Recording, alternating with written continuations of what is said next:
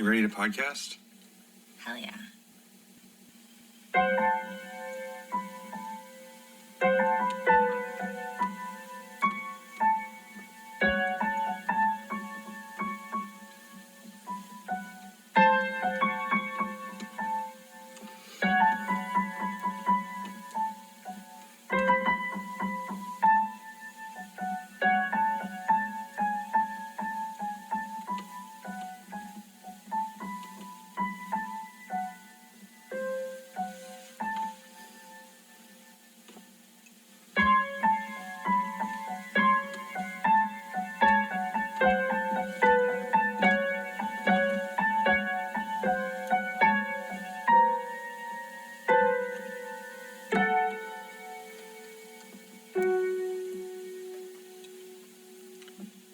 Hello.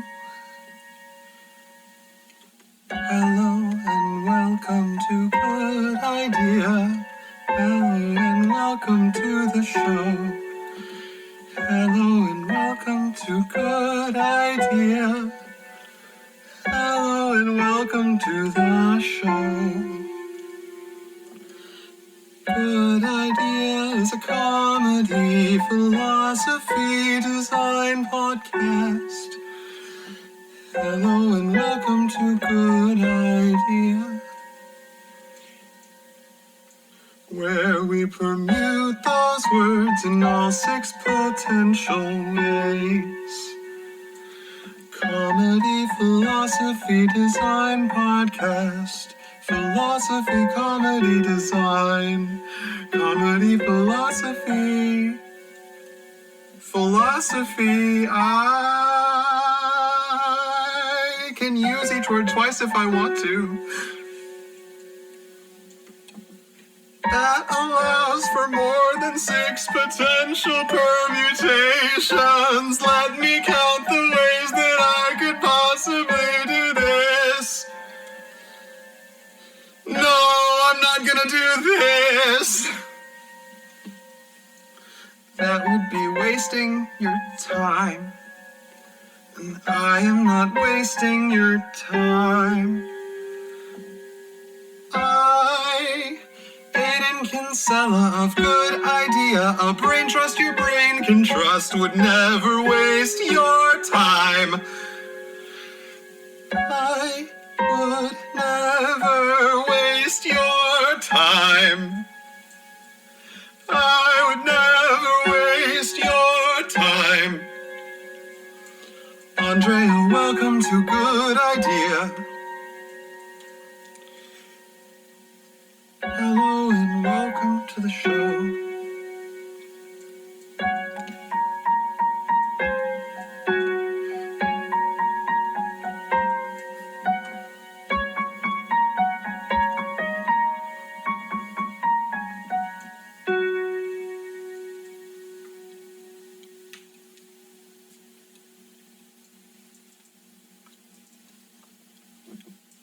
How's that for the opening to the podcast? That's a beautiful opening to a podcast.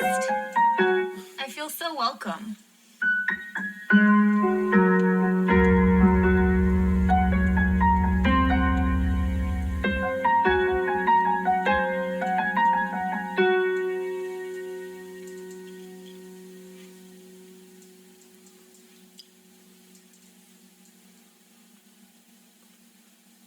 Cheers. Cheers. We have dollar bottled pre-made margaritas from Chi-Chi's from Jewel Osco. Live at Jewel Osco. I would live in a grocery store. Yeah? Yeah. Nice.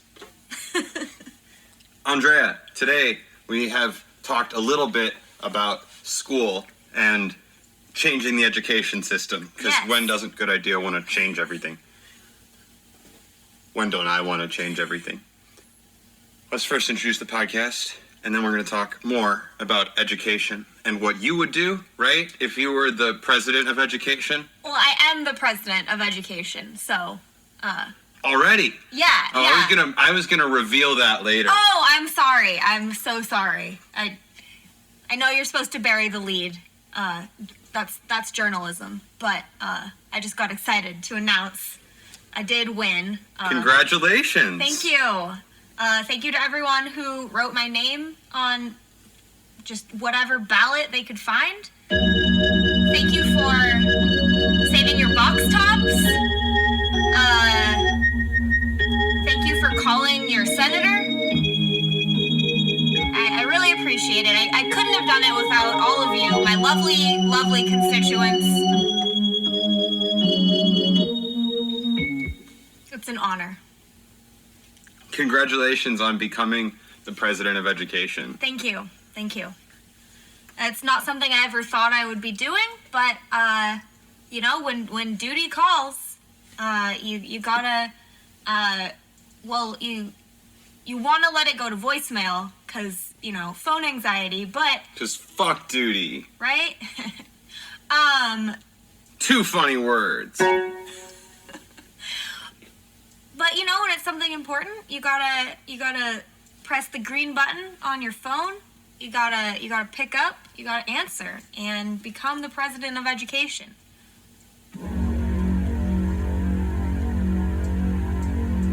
Good idea is a brain trust your brain can trust. It is also a comedy, philosophy, and design podcast. We already said that, but Andrea still needs to introduce themselves.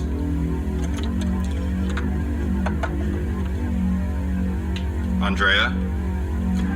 Hello, as you might have guessed, my name is Andrea Dennison. I am the co-host of this wonderful podcast, in addition to my duties as president of education.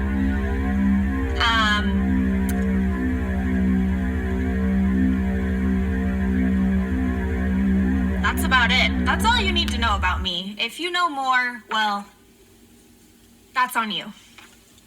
It's all your fault. Yep. This is all your fault, Jafar.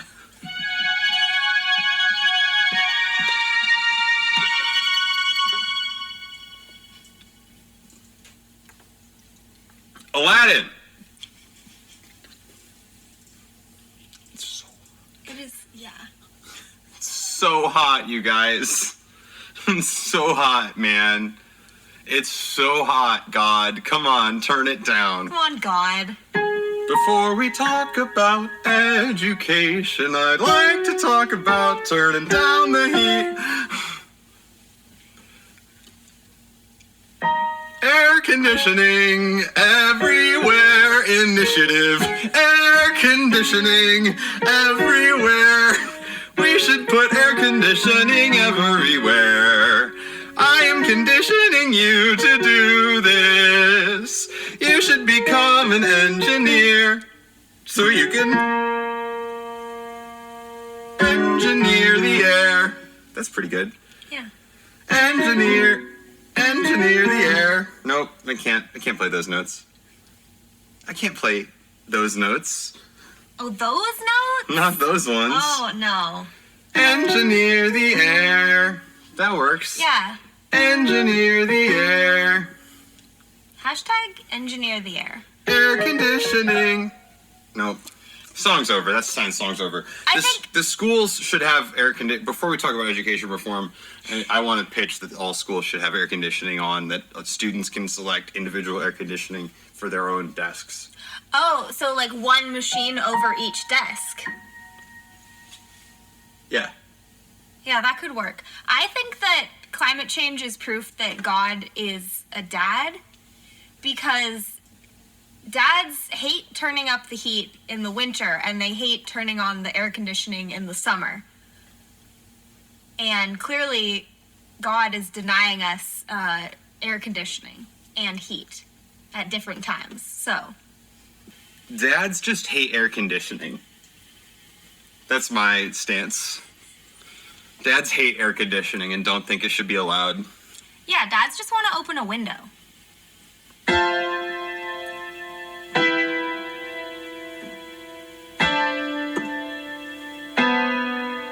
Open a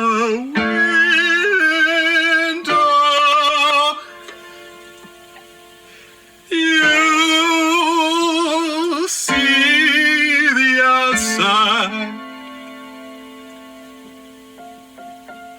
open a window, you'll see the outside.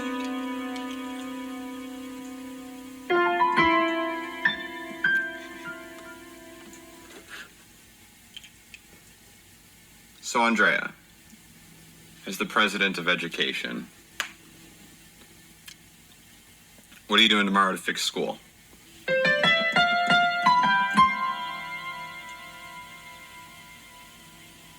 Well, as you've probably noticed, if you've been in school, which I'm assuming most of you have,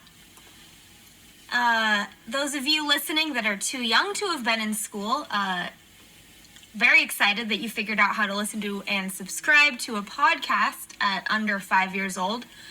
So if You can't go to school before you're 5. It's not possible. No one's ever done it before. Exactly. It is illegal to go to school if you are younger than 5. From now on. From now on. Yeah. You just can't go to school. It's you just can't. not safe. It's not. Learning. You're too little. It's dangerous. Too small. It's not about the age. Like, if you're under 5 years old but over 5 feet tall, you can go to school. That's fine. It's, countertops. They're just too high. You can't, desks. They don't make desks little enough for toddlers, unfortunately. But I don't think that's really one of the problems I'm here to address. So, like I said, we got problems in our education system. Namely, from what I've researched and observed, that at least in America, our school system was set up to prepare students for a world that they're no longer going to be living in. It was preparing students to work in these newfangled, exciting things called factories and assembly lines and office jobs. Where you're working for long hours doing one thing. You're maybe sitting in one spot. You're doing something repetitive. It prepared you for that, and it also it tried to. There was this attempt to standardize, of course, to standardize education. Everyone should get the same type of education. Instead, it used to be, some people would go to Sunday school every Sunday, and that's where they would learn. Or they would just learn from their family. Or you go even further back, you learn from the storyteller of your tribe, or just from your parents telling stories. Which is a totally fantastic way to learn, but of course that means, in modern society, there's so many of us, and we are all trying to live together and work together. There needs to be some sort of consistency. We need to agree that 1 + 1 = 2. We need to agree that history happened. But now suddenly the world's different.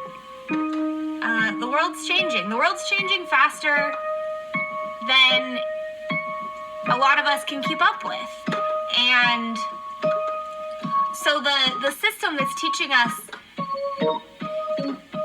or the way it's teaching us, it's not preparing us for the world. It's not teaching us how to learn. It's just feeding us information and teaching us habits that make us good office workers. But who works in an office anymore? Everyone's working from home. Everyone has a podcast. Everyone's doing creative work. Everybody's switching the instruments so that the change will be faster than you can comprehend. Metaphor for the speech. Exactly. And so... But it just sounds bad. So that's honestly my core philosophy about why education needs to be changed. As far as specifically how it needs to be changed, while yes, I am the president of education, I do intend to delegate a lot of those big decisions to people that know more than me, but I also still have a lot of opinions. You don't have to know a lot to have an opinion. Prove it. Though I do know a lot. So... I think you're wrong, but I have no idea what I'm talking about. I mean, I think I'm right, but I don't know what I'm talking about either, so we're at an impasse. So I actually, this is a saying I only recently heard. I actually don't know if it's a saying. It might have been coined by the speaker. I was listening to a different podcast. I know. I was listening to Big Strong Yes from Chipperish, and Lonnie, one of the hosts, talked about how when someone is driving, if you're driving a car, you are the most important person in the car. She was telling this to her daughter who was learning to drive, and, to try and help her be less, to feel less anxious about asking for what she needed as a student. And that allowed her to tell her mom, like, hey, I need you to teach me in a different way than you're teaching me right now, because the way you're teaching me is stressing me out. It's making me a worse driver.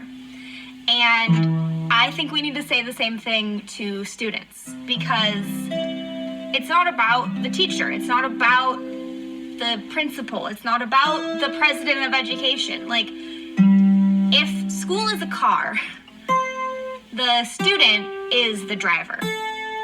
And the teacher might be in the passenger seat, they might be in the back, they might be, I don't know, on the roof of the car. I don't know how you teach. It's up to you. You could be outside of the car.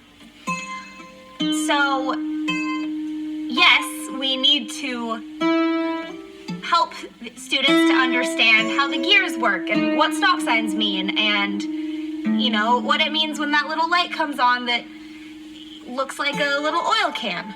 I still don't know what that light means, though, actually. If you could write in and tell me, that'd be great.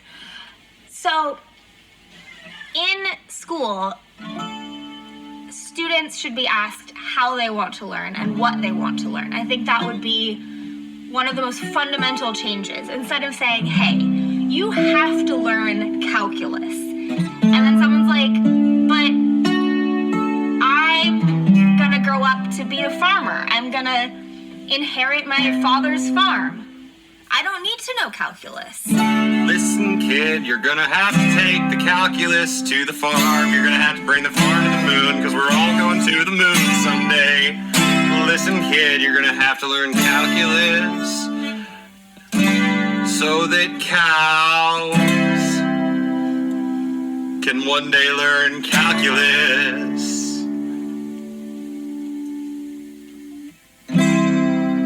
Exactly. One day cows gotta learn calculus, because the cows don't learn calculus, then people aren't gonna know how to talk to cows one day. One day people are only gonna talk in math, one day only people are gonna talk in calculus, and cows are gonna need to know this. One day cows will rule the world. One day cows will rule the world. Human women will no longer be able to produce milk, and cows will become the dominant species in the world. One day cows will rule the world, so if you're gonna be a farmer, you have to learn calculus.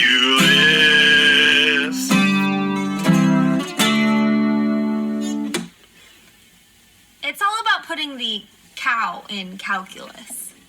Yeah, that's what I'm really saying. Yeah. So school's about the student, right? Exactly. I hate school. Sorry, that's not fair, but because school's really good. But I've said I hate school so many times in my life, and I love school dearly, and it's very important. We need school. I'm not against school. I love school. Be educated. I like to educate myself, which is a reason I don't like going to school, because I feel like school is distracting. But I needed to go to school to learn that. Yeah. Does that make sense? Oh, yeah, and I think that illustrates a really good point, that a lot of what happens at school you're not necessarily learning anything. You can go to school and learn nothing. What? I can't learn nothing if I go to school.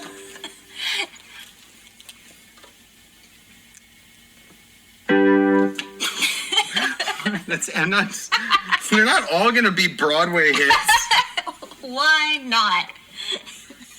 If I go to school, then I can't learn anything. What? If I go to school, then I can't learn anything. I don't believe that. Don't believe that. I don't believe that. I won't go to school if I have to not learn anything.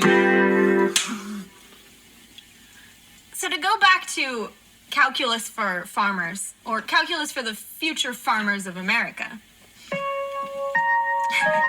I've actually been thinking about this ever since I was elected. So, also because this actually, I'm drawing this from my personal experience. I did teach. So I do have some experience with education as a student and as a teacher. And I worked in a school, this was in South Korea, I worked in a school where a lot of our students were basically the heirs to farms. Like, not just subsistence farming, like, you know, big farms that make a lot of money and they grow a lot of important things. I like to call my province the Idaho of Korea, because there weren't a lot of people there, but there were a lot of potatoes. And it was somewhere you drove through to get somewhere else. Which, no offense, Idaho, but that's the only experience I've had with your state. So I was teaching English, and I had a lot of students who had absolutely no interest in my class because they're like, hey, I'm going to be a farmer. Cows don't speak English. They speak Korean here. Potatoes don't speak English. They're potatoes. And I think there's a lot of things like that. But on the other hand, it is important to learn skills like a foreign language or difficult math or how to structure an argument.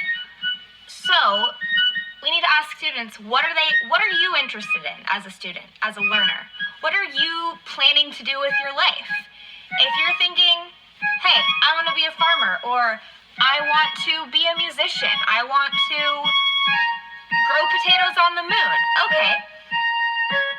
There's got to be ways to structure learning so that it applies to what you want to do in your life. So, what if I want to play the air who on my digital piano?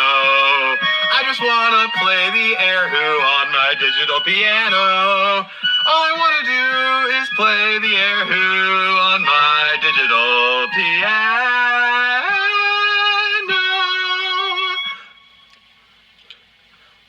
What if that's all I want to do? Well, I think that would be a perfect medium to learn. You could learn history by studying. You could do a project about both the history of the digital piano and the history of the erhu. What if I just want to play music? I'm clearly a musical genius. Then every project you do should be musically based. You know, don't write an essay, write a song that illustrates that you understand the history. But the song has in-song citations. Exactly. The erhu was invented in 1998. I read that in a book. That's a citation. And I'm not picky when it comes to these in-song citations. You can use MLA format, APA, Chicago style, whatever works for you. Footnote, I prefer Chicago style. Thanks, Professor Trumbore Jones. Footnotes are very good. That wasn't a sarcastic thank you. I really needed to learn that style. No, it didn't sound sarcastic. I admit, as an English major, I primarily used the MLA style, but I think it looks very messy. It's not an attractive citation style because you have these big parentheses full of like author names and page numbers, and it's not a good look. I think the footnote, like, that's sleek, that's sexy. Everyone's seen a sexy footnote, right? Like, honestly, based on my research, footnote fetishes, that's the most common fetish to have. Boobs. D sharp. Penis. D sharp. Sexual organ. D sharp. Porn. D sharp. Sex. D sharp. Ouch. D sharp. Thank you for that informative safety PSA.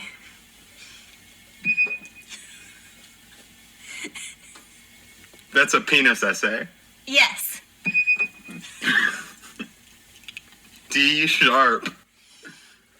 What an acute dialectic. I wrote a dialectic with myself. You know, every time you write a dialectic with yourself, God kills a puppy.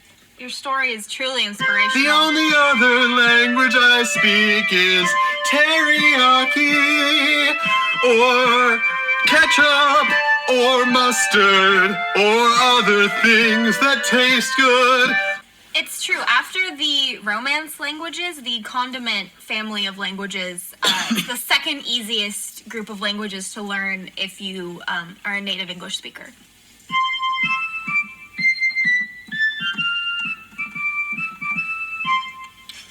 That translates to mustard. Oh.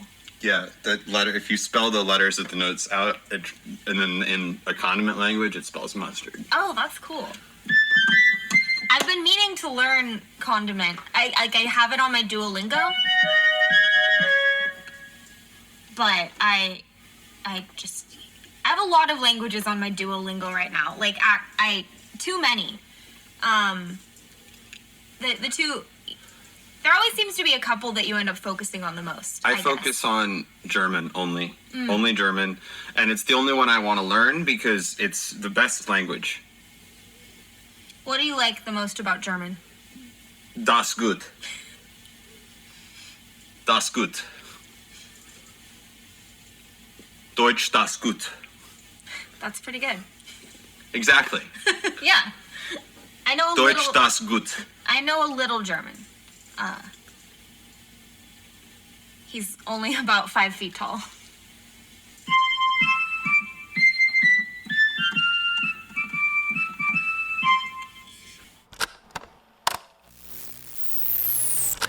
You're going to a party later, and your favorite girlfriend is going to be there. She asks you to bring her a can of Eagle Balls energy drink. You're going to bring it, aren't you? Yeah, you are. Eagle Balls is now in partnership with Old Spice deodorant. Eagle Balls may be Old Spice deodorant. Honestly, it's amazing the languages that Duolingo offers you. And that brings me to another point that needs to be discussed when it comes to changing education is why should I, a student, we're a student still, why should I go to school if all the information in the world is at my fingertips on my phone or tablet or word processor or Texas Instruments fancy calculator?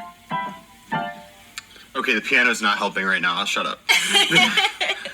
It was doing really well, and then I tried to switch back to the piano, but I'm in strings mode right now. Yeah. I'm in strings mode right now. That's better. Yeah, you know, you've gotta just follow your heart, and if your heart is in strings mode, you can't change that. So yeah, that's my big question. I think that's a question a lot of people are asking. Why school? Especially higher education. You know, it's expensive. I've even thought about this. Why should I finish my master's degree in applied linguistics if I'm not doing it to get a better job. I'm just doing it because I think linguistics is really cool and sexy. And so if I just want to know about linguistics, why should I pay so much money to the University of Birmingham? Shout out to the University of Birmingham, that's the one in England. Why should I pay them so much money to read about linguistics? And I think that's something that all teachers need to answer. Why is my class more valuable to a student than going on the internet and doing the research themselves? And because Wikipedia's all lies. That's the truth. Wikipedia is all lies. that's true. I read that on Wikipedia. But it was a simple English Wikipedia, because All right. I'm tired. Yeah, you are. It's okay, but I didn't mean that in a bad way. Just not like you have had a long day. Yeah. It's and nice, it's nice to just read simple English sometimes. Yeah. Like, why's it gotta be so complicated? All right, we're going to do a silly question, but Okay. it's an important question about Yeah. school, because Good Idea likes to talk about it. Yeah. What would you do about school bathrooms? School bathrooms? Because Good Idea likes bathroom DJs. We like toilets instead of airplane seats, and then the 2 toilet rooms or whatever are where the actual seats are. Like that's first class. Yeah. Well, based on my memory of school, the bathroom was a very important social hub.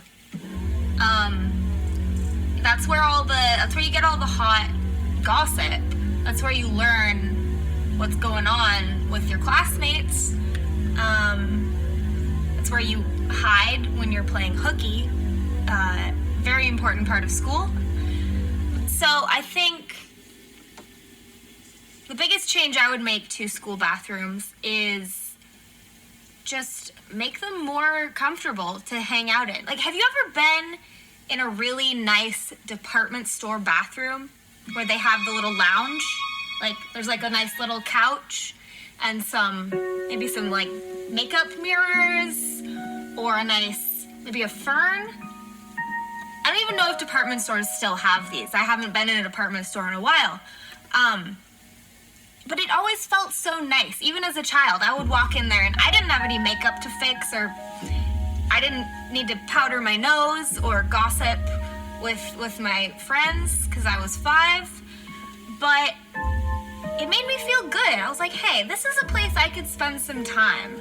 So, well, more bathrooms in schools. So everyone can have plenty of space, and just make them more comfortable, maybe get some, it could be a separate room from the actual, the utility part of the bathroom.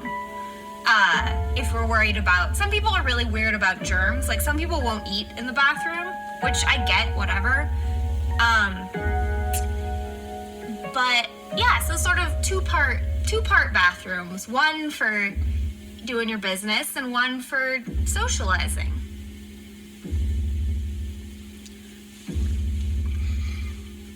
I'm picturing. That's just remind. I think that's how Pretty Filthy opens.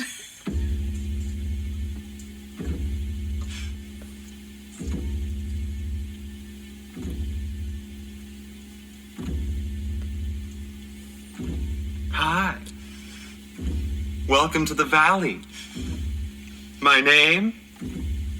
Oh, we all have 2. Well, there's my real name, and there's my porn name. Which one do you want? Your porn name, your real name, you actually have to register it. It costs $5. Also, scented candles. I think that would fix a lot of the problems in school bathrooms. Craving more head. Craving more head. pretty good. That's pretty good. Pretty Filthy is a really good musical. Mm-hmm. That's, okay, Aiden, just so you know, that's B, C sharp. I think it's B, C sharp 2. B2, C sharp 2. I think B2 is maybe my lowest note. That's wrong. I don't believe that I've...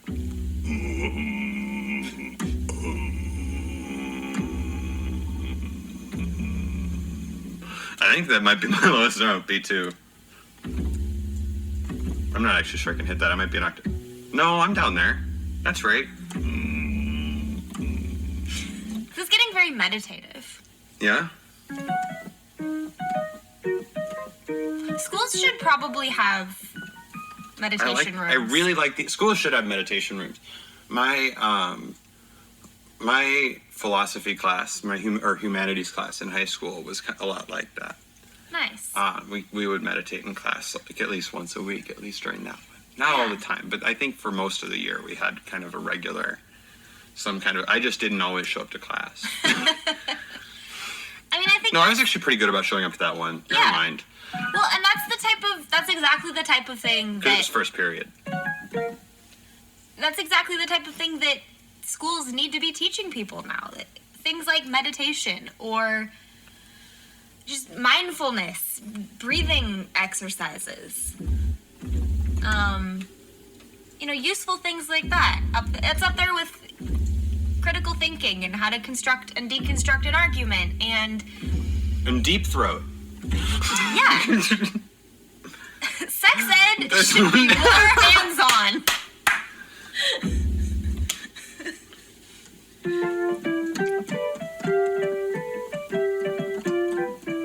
I want to do a good idea magic section. What do you think about that? I think it's time.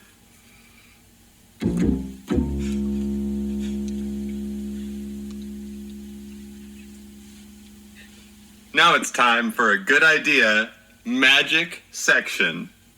A sharp, or I do B flat, C sharp. I've been spending a lot of time trying to get jobs lately. That's B flat, C sharp, B flat 2, C2, C sharp 2.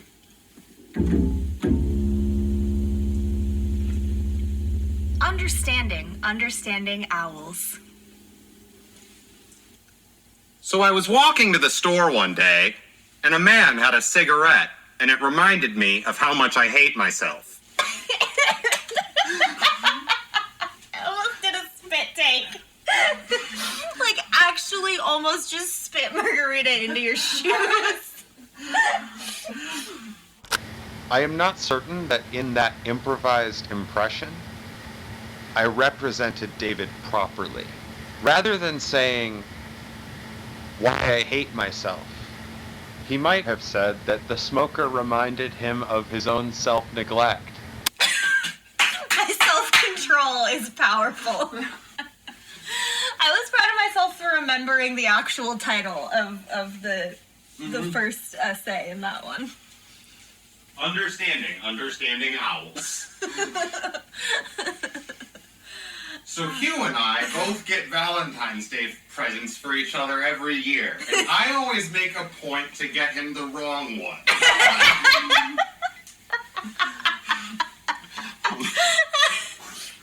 The reason for this is as follows. Let's explore bullying David Sedaris on our podcast. Open up the clamshell before you buy the VHS at a Goodwill. Open up the VHS clamshell before you buy the VHS at a Goodwill. I'm referring to a Goodwill donation center shopping experience. So if you are having a Goodwill donation center shopping experience in which you are buying a VHS tape, make sure to open the VHS tape clamshell and check what VHS tape is inside it before you buy the VHS tape based on the cover that is on the clamshell. This is not only a don't judge a book by its cover metaphor, because when you buy a VHS tape at a Goodwill donation center shopping experience, you don't know what VHS tape you're going to get based on what the cover is. It's also an indicator of the laws of the Goodwill universe. The laws of the Goodwill universe say that whatever's inside the box, no matter what's advertised on the box, can be bought for what price tag is placed on the box.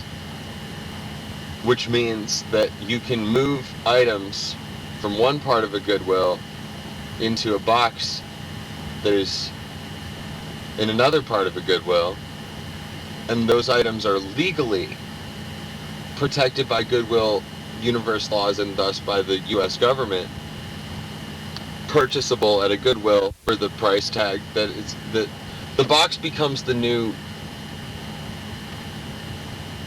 box. This is useful information. So if you go to Goodwill and you find a rare black diamond, you can hide that, if it's small enough, inside the box of a mind ball levitator set. You know what I'm talking about, the mind ball levitator set that they advertise in infomercials on Nickelodeon in 2008.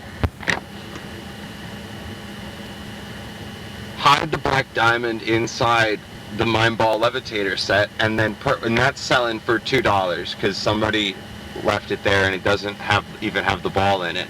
So, and that's the thing, it doesn't even have the ball in it. So when you buy the mind ball levitator set, you're not getting the mind ball levitator set, what the box is showing you. And they have it written on the box because that would be damaging the item. So if you put the black diamond in there, you're basically just replacing the item that they were not having in there in the first place, and you're not doing anything wrong because it fits within the laws of the universe that you're acting within. Thank you for your time. I hope this helps you out. Next time you are at a Goodwill donation center shopping experience.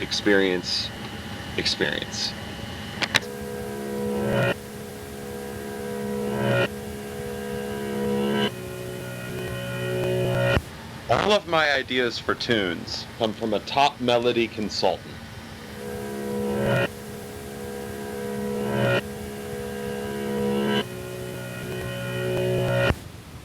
And we began talking about Adam Young, the musician from Owl City, or the musician that is Owl City, I think, and how his name is the same as the kid in Good Omens.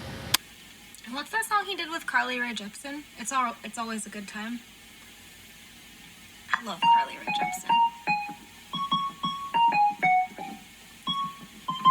Hey, I just met you. That one's simple. The Carly Rae Jepsen. Yeah. Yeah. This is crazy. I used to do that song at karaoke a lot. When it was like really popular.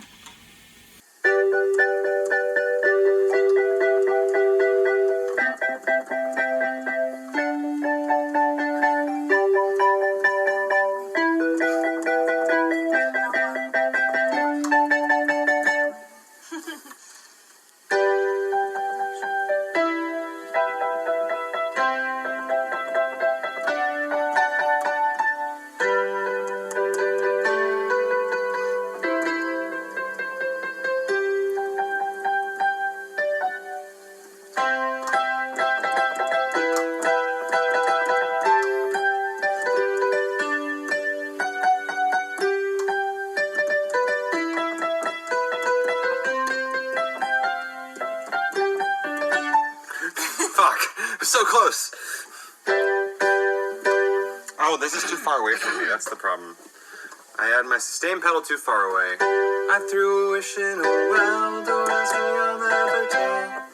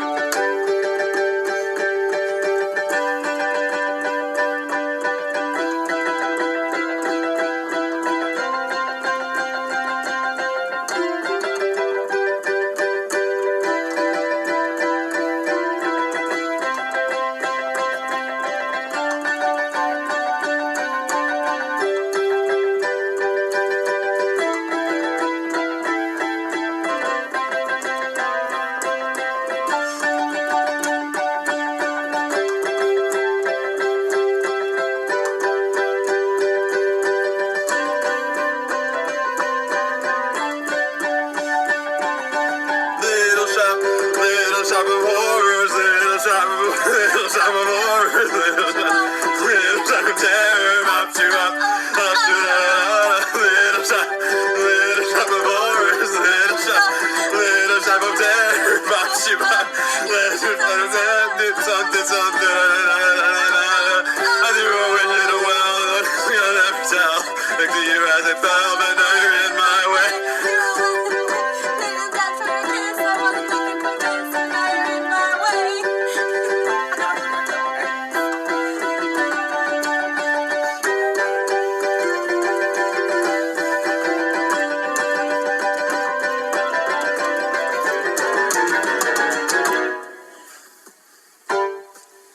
And that was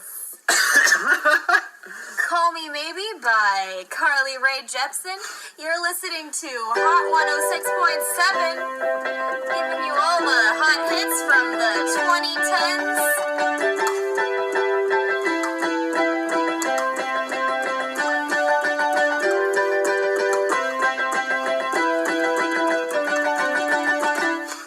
This one is for all you sad millennials out there. I threw a wish in the well, don't ask me, I'll never tell. I looked to you as it fell. I'm depressed.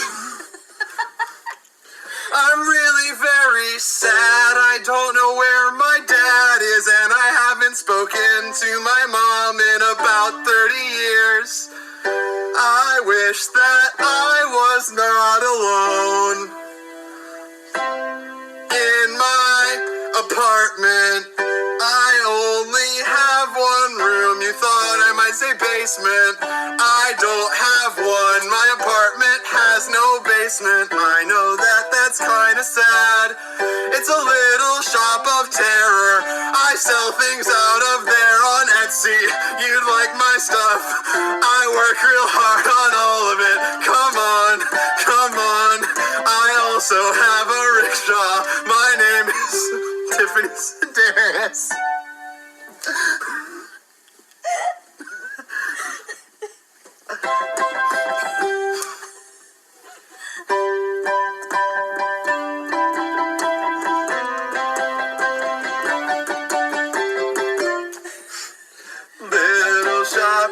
Little shop of horrors.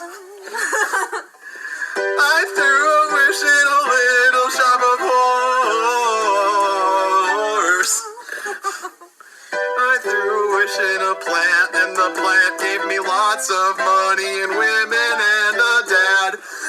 Oh, oh, oh. Hold on, hold on.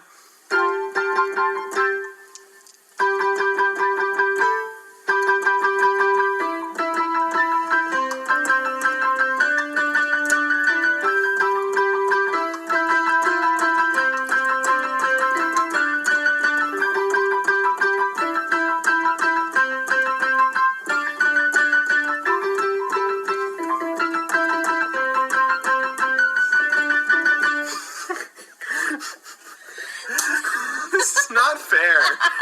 It's not fair.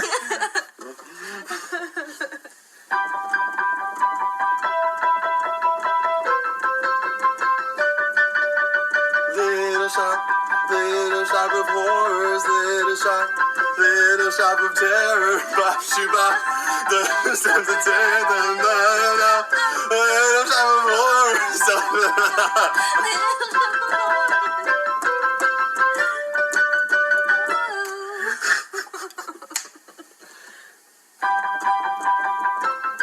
I'll never tell you as it fell, and now you're in my way. I beg and borrow and steal, have a cyber and deal.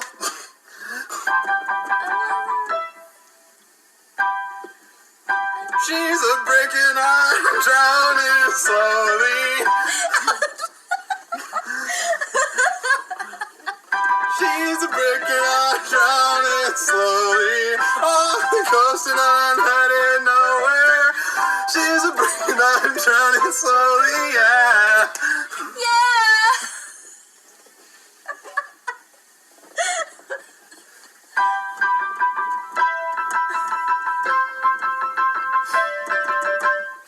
That's hilarious. In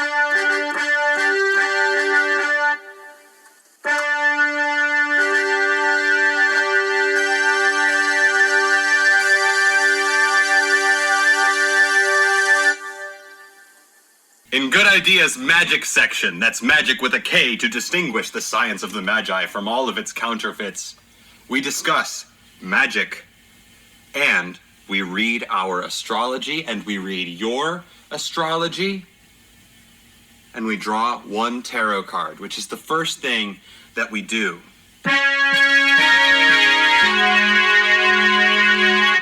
Time to draw a tarot card. Andrea, very nice meditation position. If you want to, can you describe the meditation position you're taking for any listener? Yes. For the listener. Yes. Not just for any listener, for the listener. How are you meditating, listener? Assume the same posture. Mm-hmm. I would, but I am drawing the tarot cards, so I'm the conduit right now, and I need all of you to be receptacles. Yes, so I was going to sit cross-legged, but piano benches were not invented for people to sit upon cross-legged. So I have my right leg slightly behind my left leg, sort of crossed at the ankles. Then I'm sitting up with a good posture, and then I have my hands held loosely with the middle finger and thumb touching, and the other fingers sort of just, curled comfortably loosely. And my arms are bent with my elbows at my sides, but not stiffly. I'm relaxed. It's probably a 75-degree angle, 80-degree angle. Whatever feels comfortable. You can go higher, you can go lower. Yeah, up to 90 degrees and down to 60 degrees. No more, no less than that. And I've chosen to close my eyes, but that's really up to you. If you're more comfortable resting your eyes, don't look at any one thing in particular. Just let them wander. Let them stare into the middle distance. What do you see there? I see luxury. I can't see very far into the middle distance because I'm holding this card right in front of my face, but I see luxury. And that's good enough. The card has, it looks like two fountains on it that are pouring over, that are onto almost a dais or a platform that they're sitting on. And those are held up over two golden chalices that are sitting on the ground. And those seem to be filled with water. I see the symbol, I think that's Cancer in the bottom with the 69. That's Cancer. Nice. Lots of spirally imagery or swirl, like kind of curved lines. This is the Thoth deck. I have a little companion book that comes with it, and I also have Aleister Crowley's book 4, so I'm going to pull that out. And we're going to read this tarot card, and it's our tarot card for this episode. It's yours too. You're part of our. You are part of our. It's the royal hour.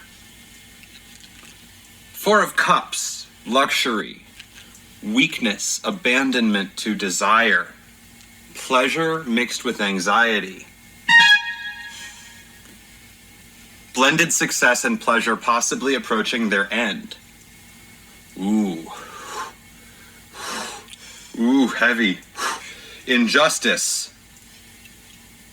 The seeds of decay in the fruits of pleasure.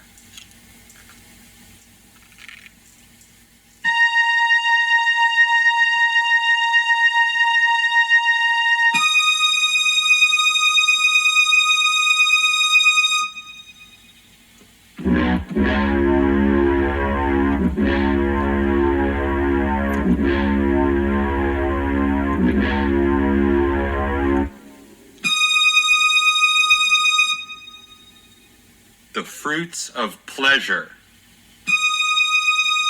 D sharp. Okay, so I'm reading this little book here. This book comes with the Thoth Tarot deck, Instructions for Aleister Crowley's Thoth Tarot deck by James Wasserman. plus 2 essays written by Lady Frida Harris with complimentary footnotes by Stuart R. Kaplan. I know that I've heard James Wasserman speak on podcasts before, if you want to find at least the things I've heard.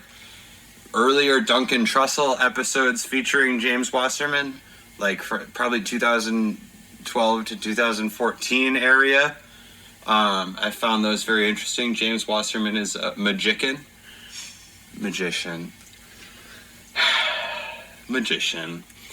And a studier of a student is the right word. Student. Man, this is an episode about academia. Student of Aleister Crowley. And if I recall, Lady Frida Harris was the person who painted the very large, I think they were oil paintings that became the cards in the Toth deck. They were full-sized canvases. I don't know exactly what size, but that's part of why there's such amazing detail in the cards. Indices, subjects, is it going to be under L? Also, I'm fascinated by this being the card that we drew, because the last time we did the Magic Corner, we drew... Magic Section. Sorry. Magic Section. You have to say the spell right, dude. I'm sorry. I'm not very good at magic. We didn't even chant this episode. I feel like we did when we did I think the Little Shop of Horrors, Carly Rae Jepsen was our chant for this episode. Yeah, we're kind of doing a non-linear Garden of Forking Paths. It's fine. As long as all of the elements of the story are present within the narrative at some point, nobody cares. Yeah. Points in case include saying words order out of, and also postmodern movie cutting like film, including Pulp Fiction. Yes. So our previous magic... If you want to read more about that, check out Christopher Vogler's book, The Writer's Journey, and also Joseph Campbell's book, The Hero with a Thousand Faces. So the previous one, the card we drew was also in the Cups suite. It was Debauch, which I can't remember which exact number. And I had misremembered a line from the description, the seeds of decay and the fruits of pleasure. I had thought that went with the Debauch card, but it goes with this card, the Four of Cups, luxury. And I guess that's just, I was previewing the next card we were going to draw. That's very magical? Magicial? Yes. Would that be right? Yes. Because I know it's magician, even though it's with a K, so I would think it would be magicial.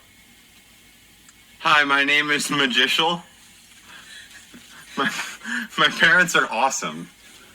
Because of them, I've been gifted with the power to see through walls, to levitate, and to do card tricks. Man, I'm trying to figure out who Lady Frida Harris is. It probably says in that book. Most likely. The little one there. Yeah, and if you, listener, are worried that you don't have the very large and impressive tome that is book 4. You can buy it on Amazon for $120 roughly, depending on whether or not Magic is on sale today. But also, I, as a practicing witch, I've been using the Toth deck since I was about 16, and I primarily use just the tiny booklet that did come in the box, the one that we initially used here, and it served me very well. So, of course, if you want the big book, that more power to you. Proper names. Here we go. Fantastic. Frater, lots of Fraters, lots of brothers in this book. Frasier?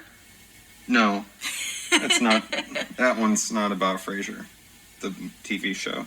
Definitely. Oh wait, no, Freud, Sigmund, and Frasier. And then Frasier's just a couple names above that, and Frasier's a radio psychologist. That's definitely about the TV show Frasier.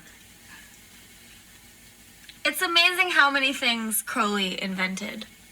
crazy. Truly, our modern society would not be the same without his stunning magical insights.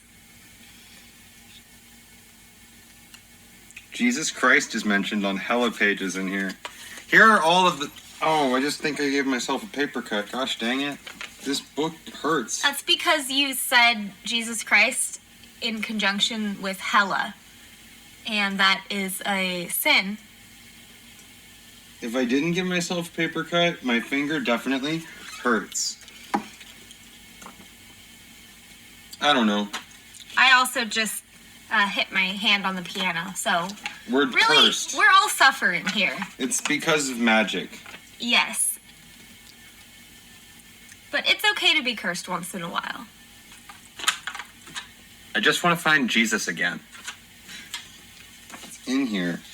And Andrea is looking up Lady Frida Harris online because I can't find it in this book and I don't want to waste more time on it. Well, and she, from what I'm seeing here, she was a disciple of Crowley. She studied, like the I Ching with him, as her study of divination, and she enjoyed the anonymity. She was an artist before she met Crowley, and interested in, I think she was involved in, she was involved in co-Freemasonry, which is a form of Freemasonry that admits both men and women. And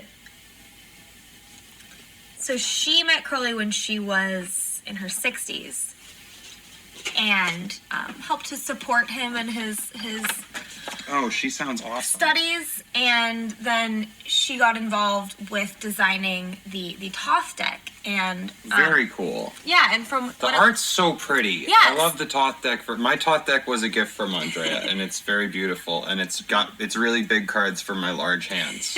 well, and what I just learned, That's one hand.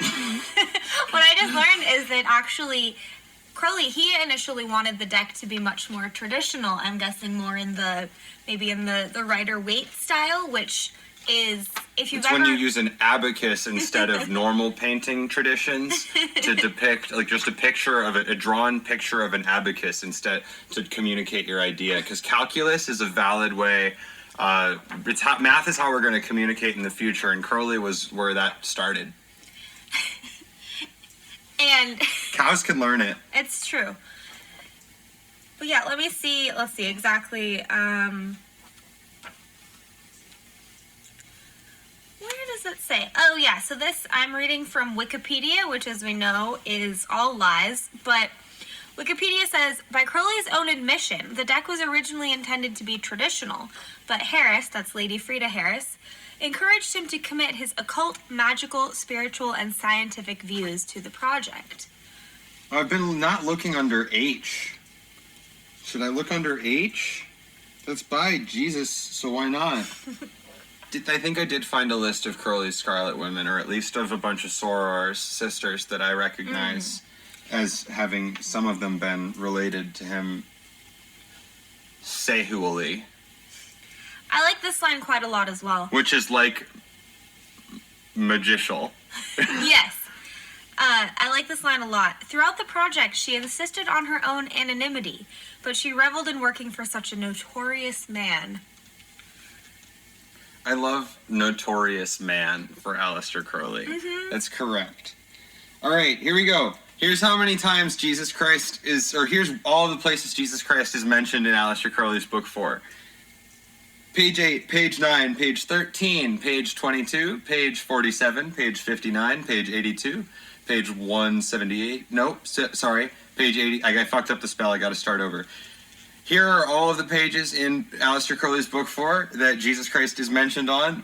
Page 8, page 9, page 13, page 22, page 47, page 59, page 82, page 87, page 89, page 93, page 158, page 159, page 161, page 162, page 178, page 179, page 204, page 231, page 237, page 227, page 317, page 406, page 421, page 429, page 445, page 579, page 627, page 631, demon masquerading as 244, equated with Bacchus 146, 156, 160, equated with Hindu Krishna 452, equated with Osiris 627.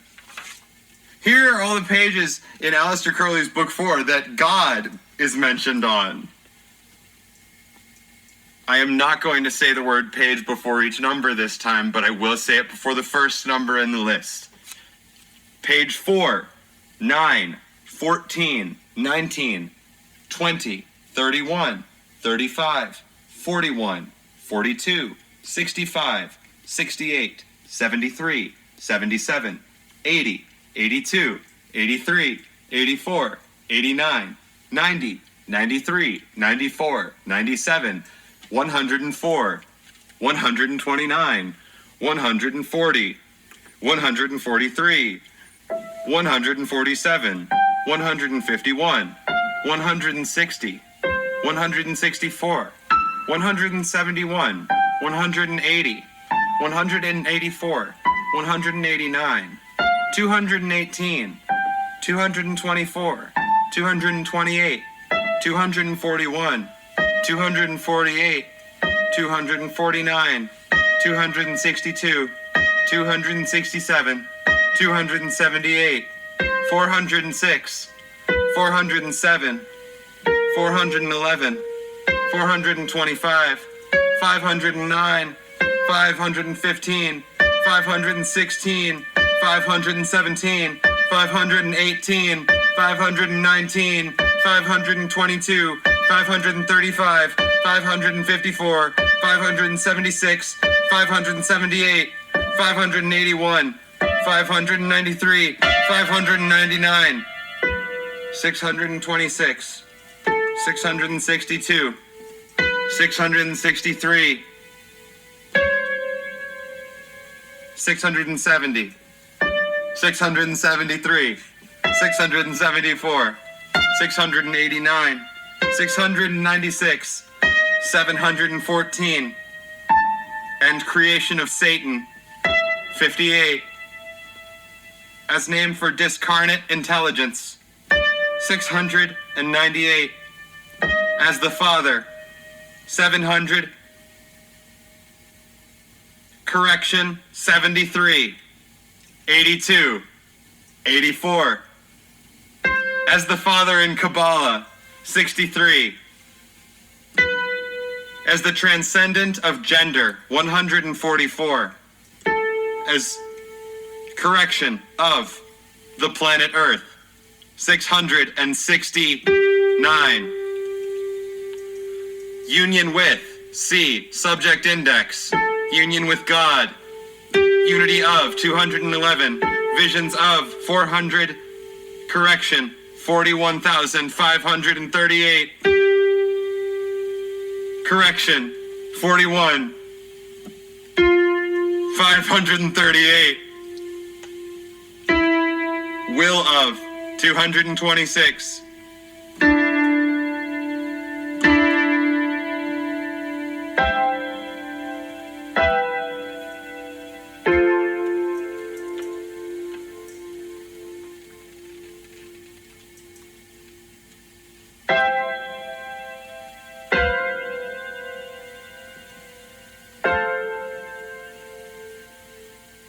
word of, 68. Those are all of the pages that God is mentioned on in Aleister Crowley's Book 4. Here are all of the pages that the word goddess is mentioned in Aleister Crowley's Book 4.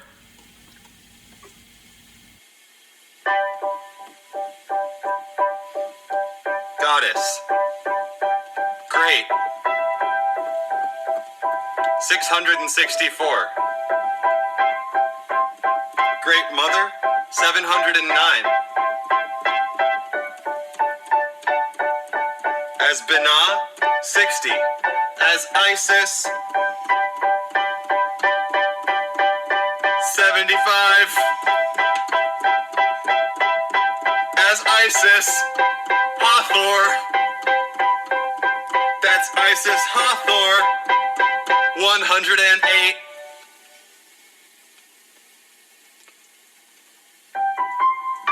Virgin, 156, 157, 161, 162, 163, 165, 171, 182, 277. As daughter of Babylon, 662.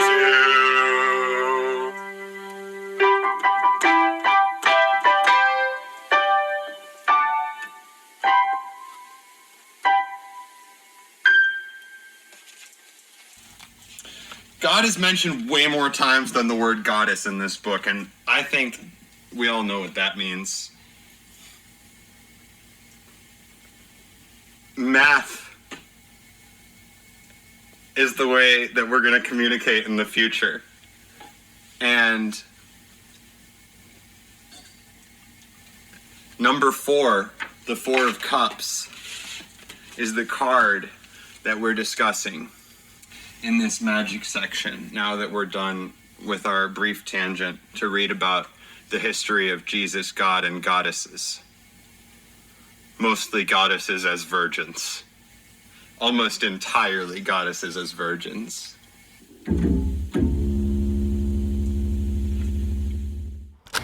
Hello.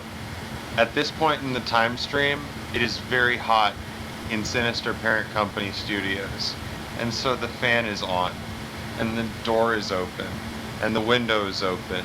There's just a lot of sound happening, and it's time to read your astrology. Dear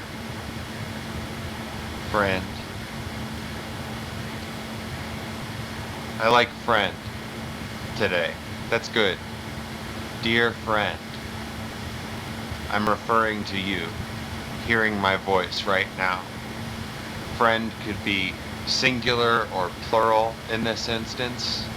It's up to whoever's hearing my voice right now and how many of them there are at the same time, whether they know or not that they are all listening at the same time to the same thing or to different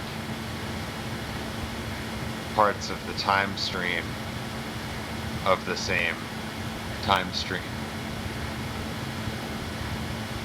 Your astrology, dear friend. Today, your rising sign is in Sagittarius. According to Aleister Crowley's Book 4, Sagittarius is number 25 and is a fire sign. Sagittarius has a symbol next to its name that looks like the non-circular end of the symbol for the masculine and the non-circular end for the symbol for the feminine, connected to each other at opposite ends of a pole. An arrow with a T at the other end. The transliteration of Hebrew column 9, the heavens of Asaya, is Keshet for Sagittarius. And what it means that your rising is in Sagittarius is that the way you are perceived by other people is Sagittarius today. Sagittarius, number 25, in English also corresponds to the word prop in Hebrew names of numbers and letters, column 1, and it also corresponds to the word art. Sagittarius is the art general attribution of tarot. So, as a Sagittarius, you are perceived today, your rising, perceived by others, the way you come off, as artistic. And the symbol, or not necessarily as artistic, but as a piece of art, as of or relating to art, as a painting, as an episode of Doctor Who, as Dear Abby.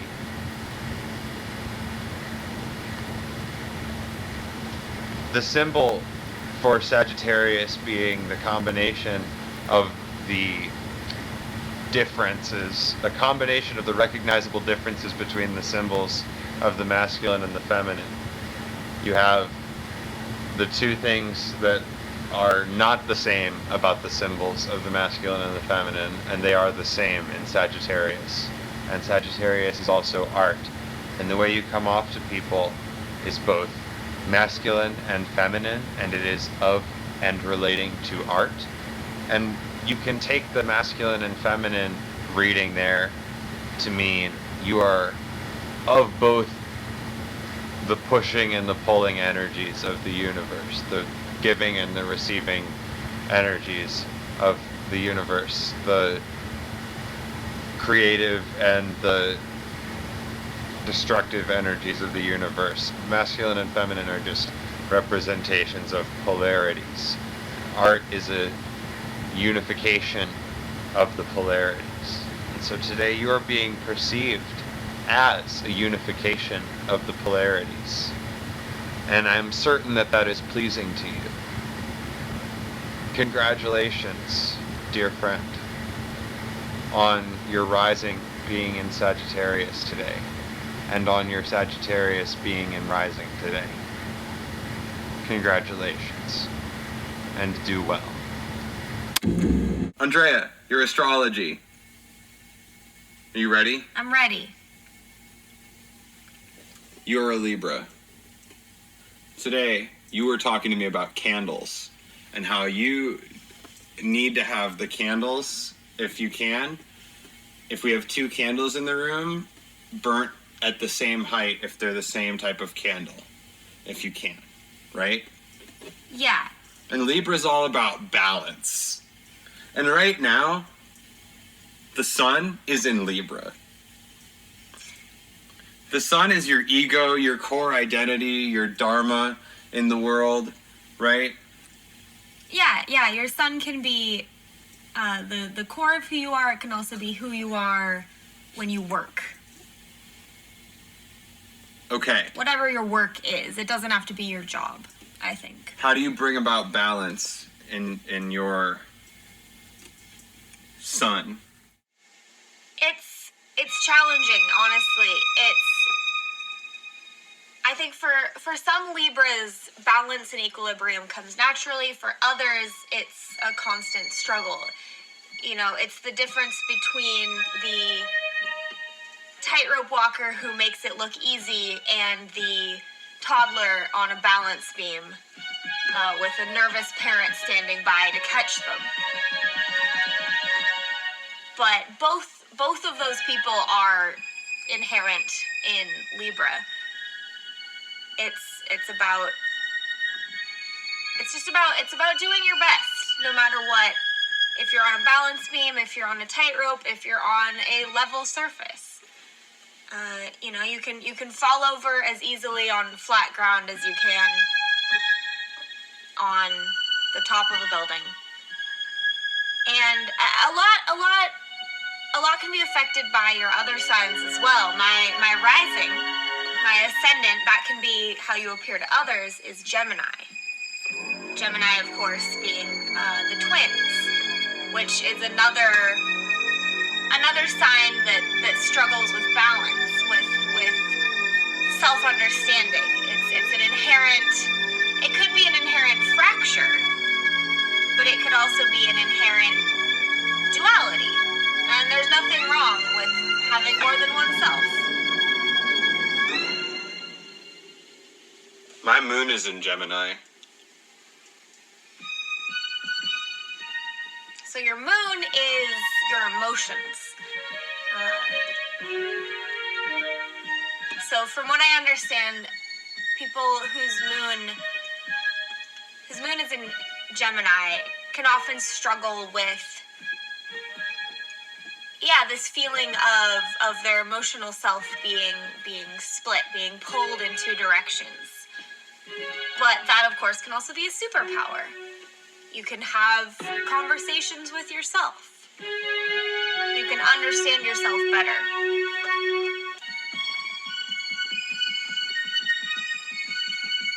Okay, so I'm playing music to vamp because I have to get back on track now.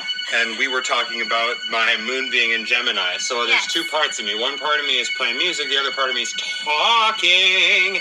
There's my body and my brain. And my brain wants to do one thing and my body wants to do another thing. And I have to sometimes do both. And sometimes it's really hard. But there's a thing called dialectical behavioral therapy that I learned about from friends and also in the hospital from very smart people. And dialectical behavioral therapy is all about holding different things in your head at the same time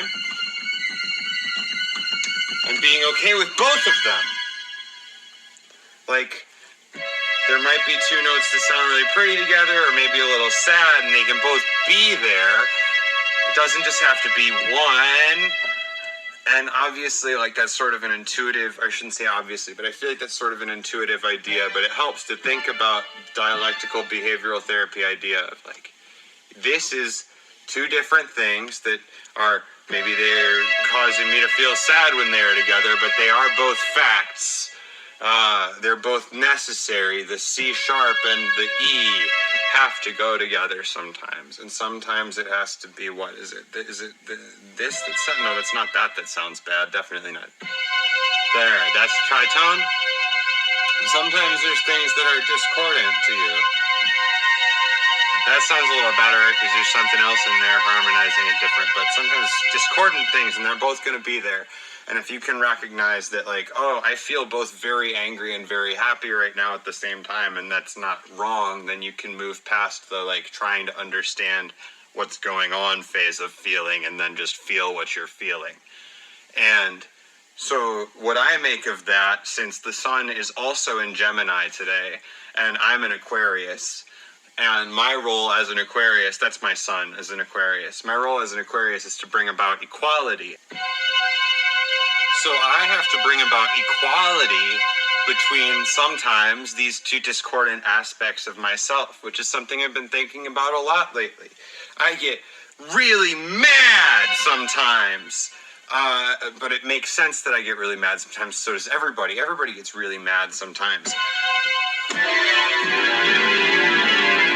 Right? But it makes me mad when I get mad. And so that's not very productive. Like, I'm mad at myself for feeling that feeling. And that's something I have known for a long time is not productive. And I still sometimes often get mad at myself for experiencing frustration or anger. Just because I'm like, man, this isn't productive, or this is obnoxious to everyone around me. And I'm yelling at myself, and that's no good.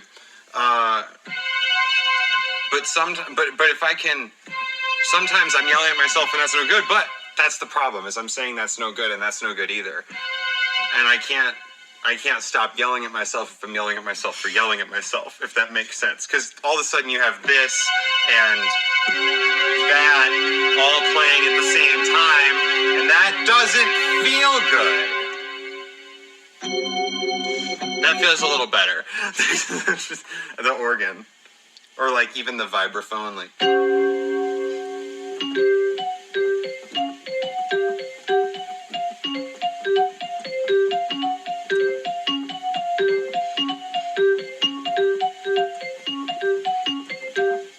So if you let all the notes play and acknowledge all of them, it sounds pretty, and sometimes unexpected ones come in and make it more interesting. And because they have to be playing at the same time, which they're going to be playing at the same time, whether you decide that or not, but let's say you've decided the two notes have to be playing at the same time, that every time I'm angry, I'm going to be angry about being angry, and maybe you've decided that. I don't think anyone makes that decision. I think that's just something that happens over time. You can become frustrated with yourself for frustration, or you can develop similar neuroses, I think is a good word for that type of thing, in your life. And that doesn't mean that they can't ever change. But also, if I'm yelling at myself for yelling at myself for yelling at myself, that's not any good. Because then it ends up going outside too, and I yell out loud, and that's not good because I'm mad. But then I say it's not good, so I get more mad and I yell more. And so I have to, at some point, the reason I keep repeating this is to show you how ridiculous it is. It's ridiculous, and it's completely recursive. I'm sure you experience it. You're a person. This is my experience of it. And when all the notes are playing at the same time, I don't even mind them all playing at the same time as long as I say that. And these are both the same, I guess, because it's the same notes pretty much. But it's different, and they're different ways of interpreting the same information.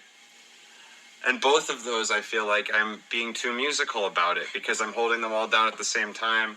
It's almost too beautiful of a discord. It's expected. We need something different like that. I don't know. What I'm also hearing here, I'm repeating myself a lot because I'm going into one of these circles. I'm getting frustrated with myself for repeating myself. Yeah. Well, and what I'm hearing here as well is that sometimes you do have to play notes that might sound bad on one instrument. Notes that sound bad, and bad is of course subjective. Notes that you might not want to be hearing. A note can sound bad on one instrument. Okay, the note has to be played. Let's assume the note has to be played. So change the instrument. It might sound better on a different instrument.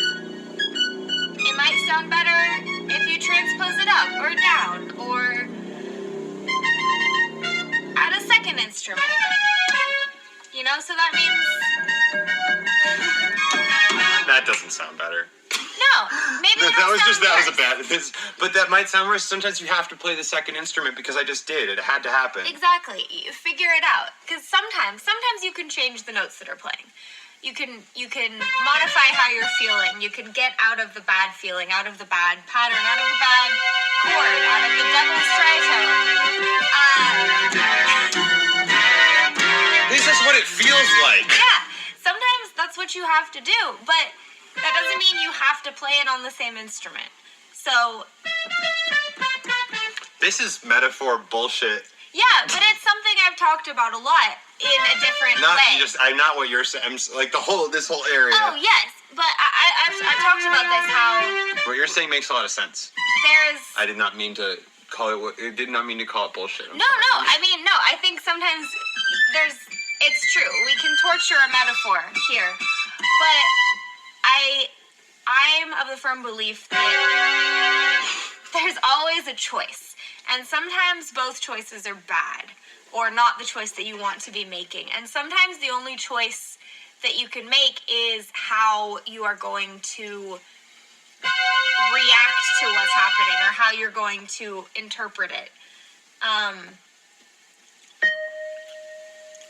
So at least my belief is as often as I can choose to interpret something,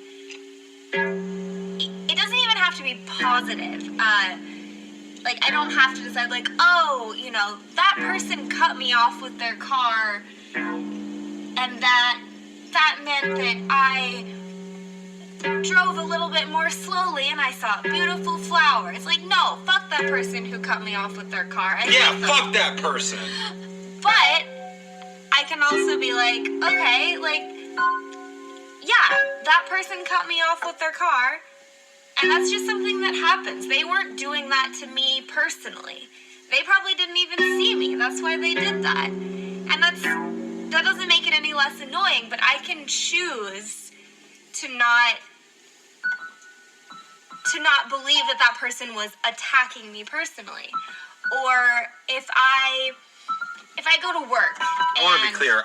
Andrea is not talking about how when we're in the car together, I think everyone's attacking me personally when they cut us off or cut me off.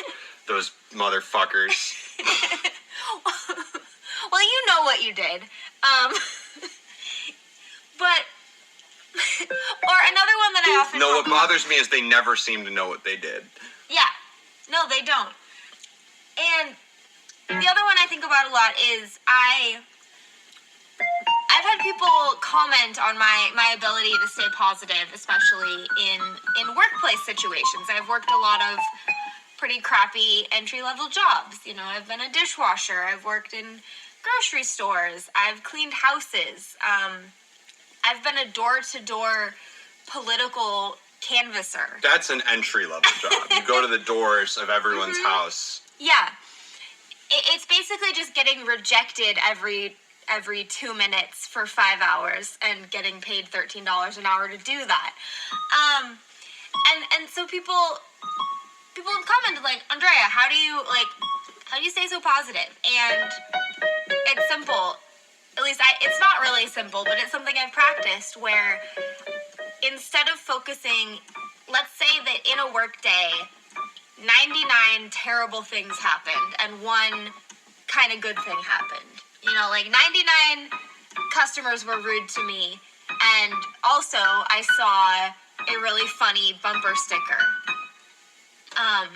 So instead of thinking about the 99 mean customers, I focus on that funny bumper sticker I saw, and that is my memory for the day, and that's what I focus on. So You the only next get time- one memory each day at all. That's all you get. Ideally, that's not the ratio you have. Ideally, it's a better ratio. It's one memory per day. That's all you get. You can have one memory today.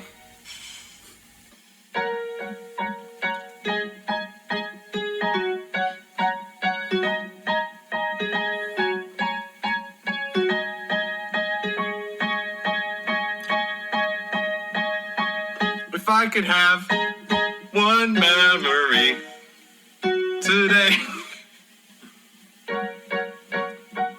A memory, it would be sitting here with you. If I could have one memory today, it would be this song. If I could have one memory today, it would be this song. And you.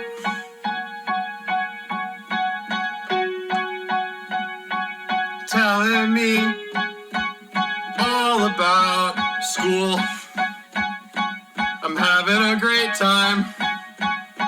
I'm having a nice time. It's a good time. Very, very, very, very nice. Very, very, very, very nice. If I could have one memory today, then it would be sitting here, you and me, one memory today. I could probably do that better, but that was pretty good for a demo.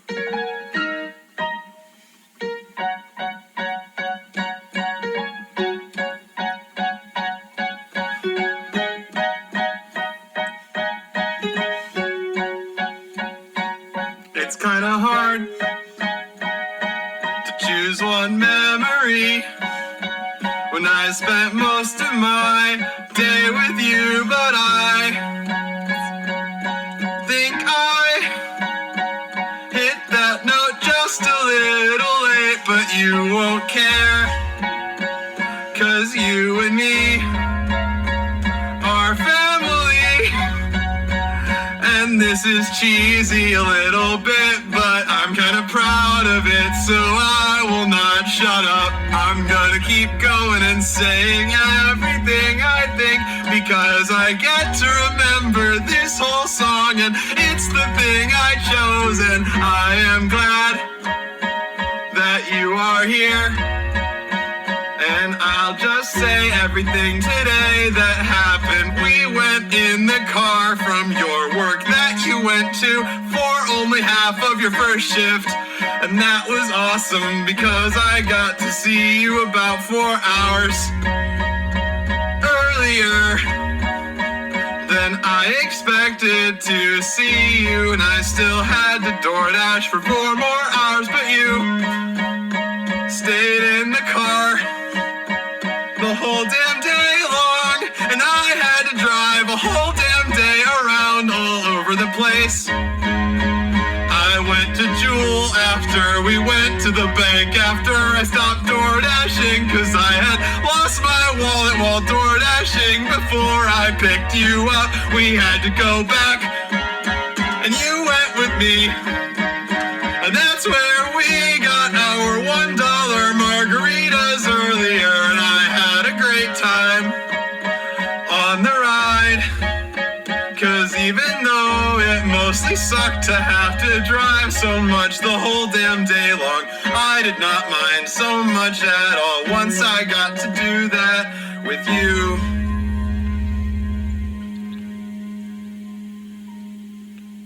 So that's kind of cute. That song, the whole damn song, it's not so long, but I could remember it, I think.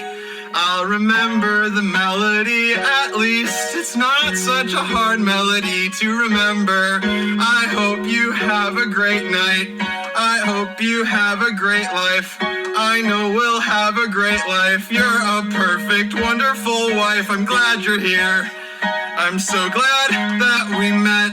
I'm so glad that we podcast. And I'm so glad that I can remember it.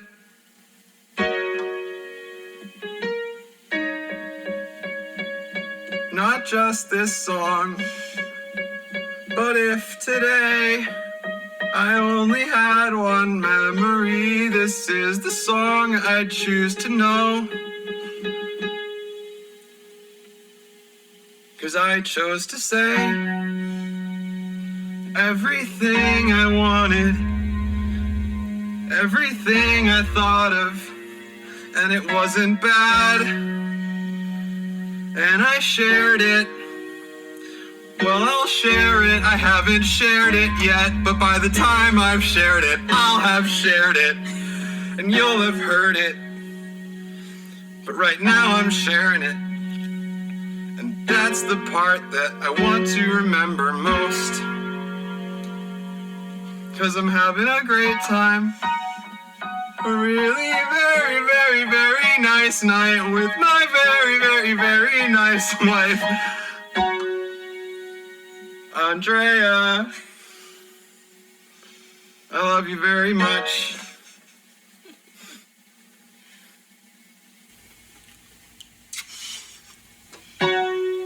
Sorry, but I'm not sorry at all. I'm just sorry that if it was too much. For the poor person on the other end of this. The poor person behind the headphones. I shouldn't call them poor. They're very lucky. That was the sweetest thing anyone's ever done ever in the whole world, basically, because I'm the best. Wait, that wasn't the point. You're the best. It was very sweet. I'm blushing very much. Just so everyone knows. I may die. That's how much I'm blushing.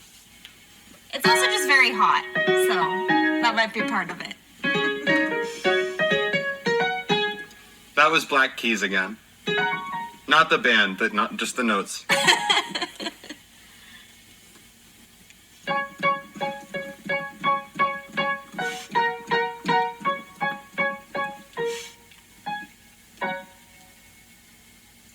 So yeah, there's always something good you can find. Yeah, so I mean that's the balance, right? You get mad sometimes, but you get over it, and then you make pretty things. Exactly. And sometimes you're gonna get mad at yourself for getting mad at yourself, and you would think that my moral here would be not to do that, but the moral here is just that you're gonna do that. You're gonna do that, and it's okay. And I think if you know that it's okay to get mad at yourself for getting mad, then eventually you'll realize it's okay to get mad. That's my theory for myself on how I try to work with these things for me, and am trying to work with these things for me. No, I agree. I don't get angry as much, but I get sad, and I don't let myself feel sad.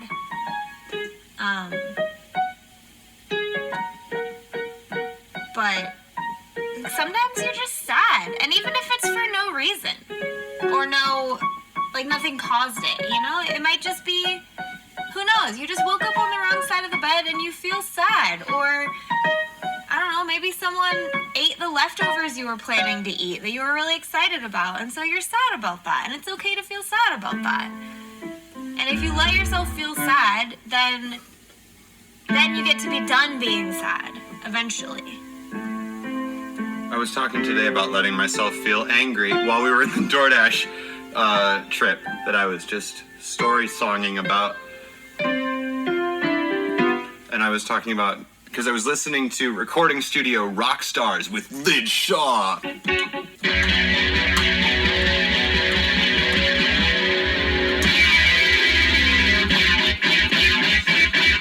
I get all my audio plugins on the internet from people online. If you... But I was listening to the one with Michael Brower, episode 300, and it's awesome. And he was talking about needing to get up during his mixing process and be angry about things and smack the table really hard. And I was like, yeah, I gotta do that sometimes, and I should let myself do it more. So that's sort of where I'm at. I got all the different parts, but the Gemini, even the two different parts, let's say, for the metaphor's sake of the Gemini, since the sun is in Gemini and Libra today, and my Gemini is my moon and my sun is Aquarius, so I have to bring equality to my Gemini. And the two that need to be balanced, that whole song, they're not discordant. Technically they were all in key, but I didn't look at the keyboard at all. And I don't know what notes I was playing other than that they were the black keys. That's fine. I might have looked at the keyboard a little bit just to see where the left side was for the part where I started putting my hand on the bass notes. But I didn't know what the notes were, and sure, it's jazz, whatever. It's not that impressive. But it's. I'm bullying myself. Jazz. It's not that impressive. See? It's just not that impressive. That was pretty lame. And I would say that was jazz. As I slap my thigh. That was jazz. Thigh slapping jazz. That's jazz. Your thigh slap is better than mine. Wait, let me try again. Yeah.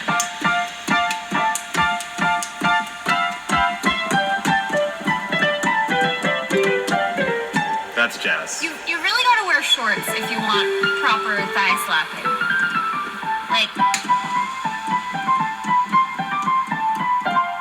Long pants just doesn't work. It's gotta be hand on bare thigh. See, there's the difference. It's different, I'm telling you. Bare thighs. I mean, I got very short shorts on. Yeah. To be fair. Yeah, when I talked about it being hot in here, I wasn't talking about the temperature. That song I improvised was very sexy. Extremely sexy. Just at the beginning of that song, Aiden was actually fully clothed in long pants and long sleeves and a turtleneck. And just through the power of the raw sexual energy of that song, clothes just transmogrified into short shorts. So be careful. The power of music is strong.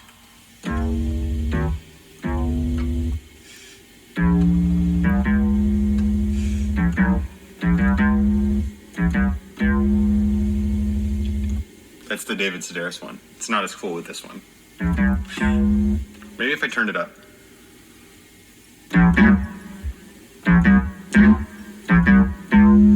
There it is. Nice. So I got to bring all the notes together and let myself be mad sometimes, I guess. That's what I learned from Michael Brower today, and by learned, I mean just reminded me of it, and it was nice. Yeah. Also, Lid Shaw's podcast, Recording Studio Rockstars, if you're interested in making podcasts or music or anything, is a pretty good podcast.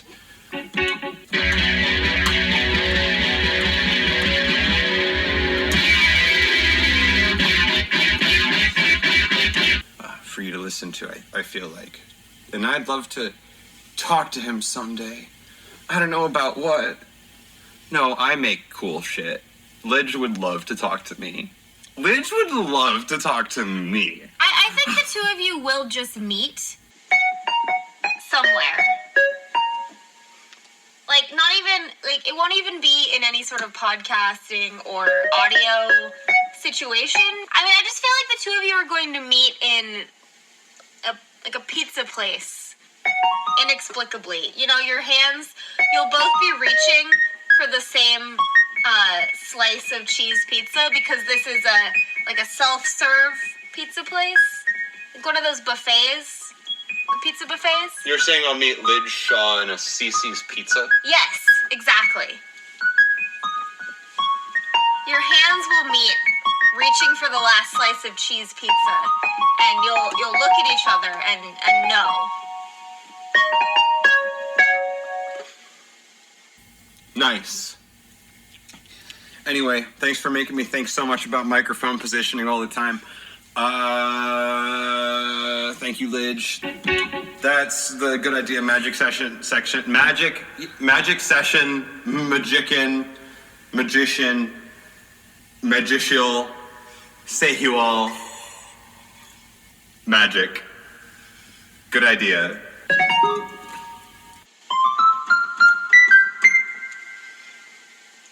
Welcome back to the normal section of Good Idea. We're going to end the podcast now. Andrea, we'll do the pick of the week last because it's fun. Yeah. Where can people find you online? The best place to find me would be on Twitter. I'm on Twitter at mythtaken_ID. That's myth as in Joseph Campbell, taken as in Liam Neeson _ID, as in the thing that you need in order to buy alcohol or weed in some places. That'll connect you to all the other places you can find me. I've got a link tree, all kinds of cool stuff there. You can check out my hot TikToks. Check out my Tumblr. Lots of good jokes there. Good millennial humor. But yeah, please do come talk to me on Twitter. I like to talk to people. Come give me your ideas about education. I think there's a lot we can do there, and we can do it better together. So yeah, come hang out. What do the people need to know regarding education, Andrea? The most important thing to know about education is that learning isn't something you ever have to stop doing, and It's something you never do stop doing. Even cows will one day rule the world when we all talk in calculus.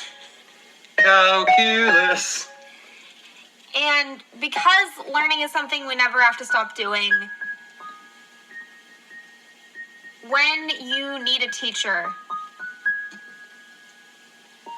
they'll find you, or you'll find them, or you'll meet at a pizza place. I've been blessed with very wonderful teachers, both in and out of school. So if you're a student, you will find a teacher. If you're a teacher, you will find a student.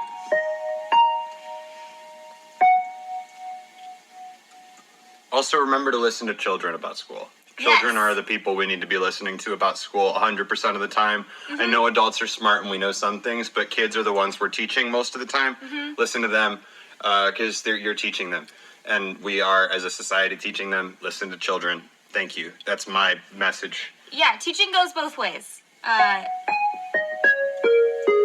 mean, listen to everybody, but listen to children. Yeah, you can learn. Especially children. They're smarter than you. You can learn so much from children. Okay, I'm done about kids. Sorry, I'm so obsessed with kids.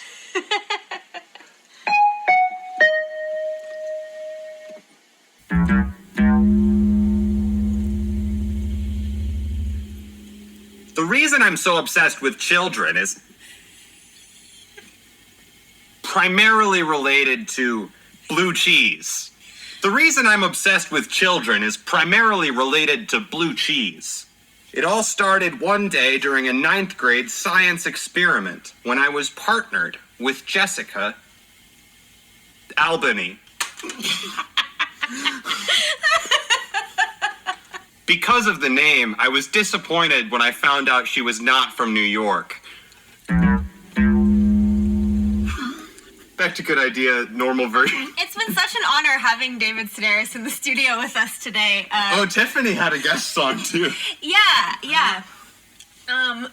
That's another thing. I would love if you do look me up on Twitter, please come tell me which Sedaris sibling is your favorite and why. That's at mythtaken_ID. Mm-hmm.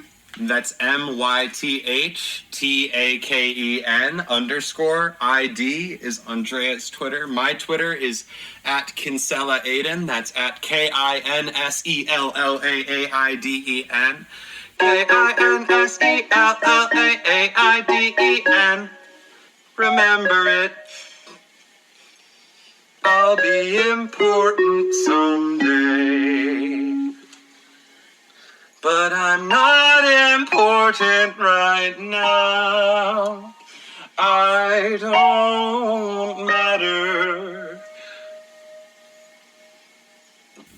You can find my podcasts online at goodidea.show, and wherever you get your podcasts, look for Good Idea, look for Something Wonderful Right Away, look for Straight Off the Top of My Headlines, all from Sinister Parent Company. On the Good Idea feed, we've recently released Fortnightly and the first 2 chapters of Aiden Kinsella's Guide to Offense. Aiden Kinsella's Guide to Offense. Sorry for slurring the words of my own book as though it's not important and magical. Magicial. That is the proper pronunciation, I believe. Let me know if I'm wrong, please. My Twitter is at KINSELLAAIDEN. Remember it. Anyway, goodidea.show, and wherever you get your podcast, look for Good Idea and Straight Off the Top of My Headlines and Something Wonderful Right Away. Find me on Twitter at Kinsella Aiden. That's it. That's the whole thing. There's all lowercase, Kinsella Aiden. That's it. No spaces, no underscore, no nothing. Thank you, David Sedaris. Celine Dion was not in this week. Thank you to Tiffany Sedaris for the guest song. I think that's everything. Thanks to kids for being awesome.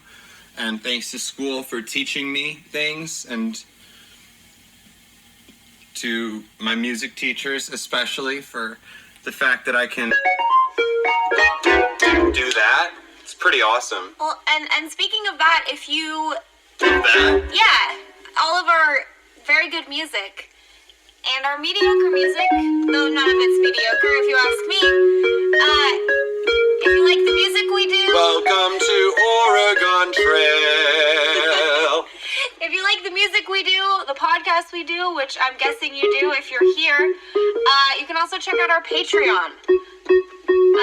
We've got extra songs that we'll be releasing, a cool coloring page. We've got a Discord. You can come hang out with us and talk about David Sedaris or Fortnite or how to improve the world education system or how to get cows on the moon. We take questions from listeners. We bag listeners in bags on the street. Not necessarily our listeners, but anybody with seemingly functioning ears or even a hearing aid that helps their ears function. That counts as seemingly functioning. Once we bag the listeners, we ask them questions about what their questions are. Let us know what your questions are or your ideas are. Things we should talk about or answer online. There's an email button at goodidea.show. I'm gonna keep hitting the piano buttons, which is what I call them. Goodidea.show. You can send us things for suggestions. You can send us suggestions on Discord. You can send us suggestions on Twitter, things you want us to talk about. Good Idea loves it when you send us your ideas and we want to talk about what you want to talk about. We're excited to have you in the conversation. And if you want to talk to us actually on the podcast or sing with us on the podcast and make stuff up, or help us work on Fortnightly, you can find Patreon. Yeah, you can find our Patreon. You can look up the Sinister Parent Company headquarters, or I believe it's patreon.com/SinParentCo. That's correct. Which Patreon.com/SinParentCo. Remember it. That's the same as the Sinister Parent Company Twitter. @SinParentCo. Yeah. Remember it. So easy to remember. But of course, whether you can join us on the Patreon or not, we appreciate all of you. And we're very glad you're here with us.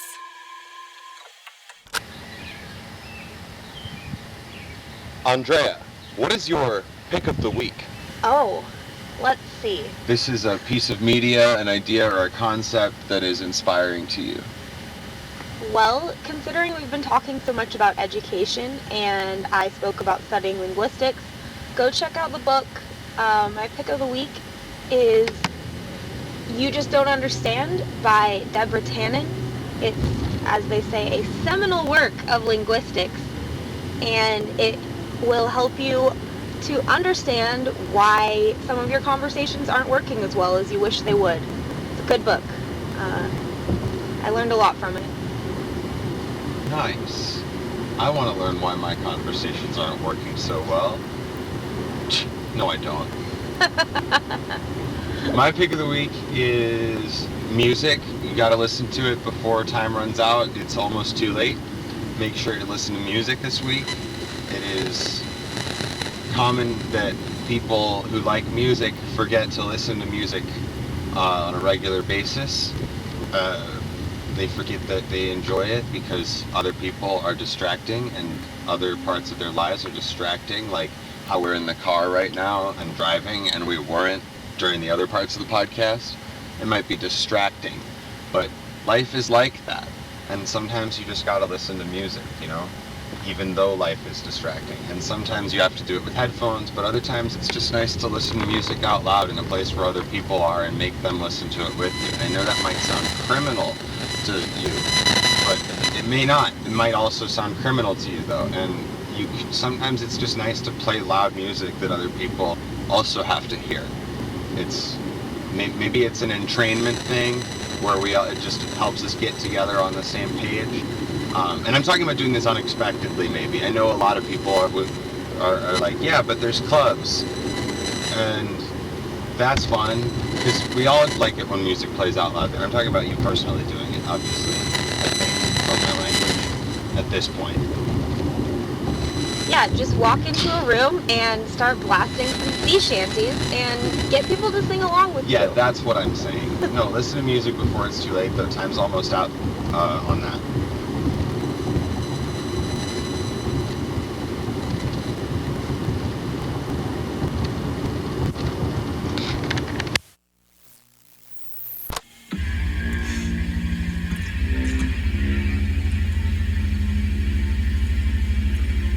Thank you.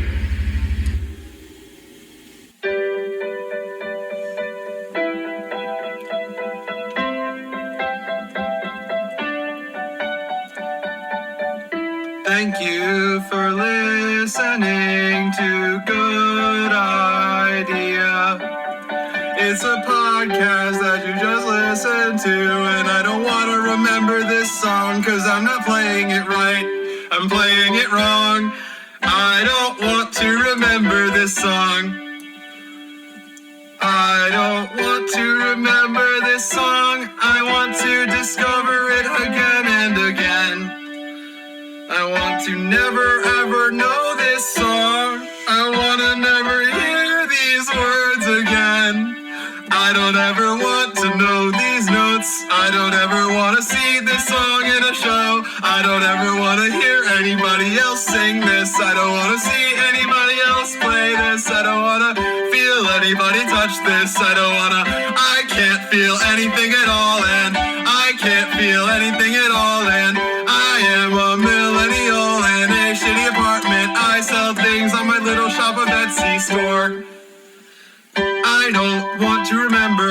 this song at all. It's a little bit long, but I don't want to know it. I don't know how long it is, cause I don't remember it, cause I've never played it before, and I don't tend to ever hear it again. This is the last song of the show. I'm basically saying goodbye, you know. This is Good Idea. This has been Good Idea. I enjoy Good Idea. It's a great podcast, Andrea. I enjoy Andrea. I enjoy Good Idea. I enjoy this podcast, but I don't want to remember this song.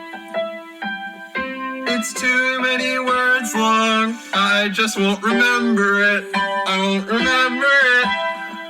I can listen to it as many times as I want to. As many times as I want to.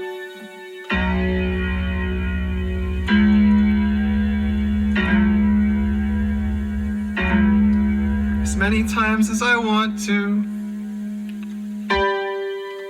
And I can fuck the world. No, I'm sorry. That's a different musical. But I talked about it earlier, so it was appropriate, and I don't have to remember it. I won't remember this song, it's a little too long, there's no way I'll remember it. I can listen to it as many times as I want, and I will not ever remember it.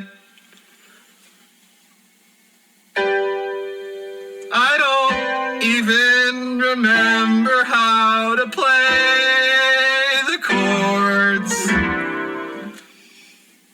That's not true. Clearly I do. And I need to make sure I don't waste your time. So I better make a long song. A song that I can definitely not remember, so it pays off.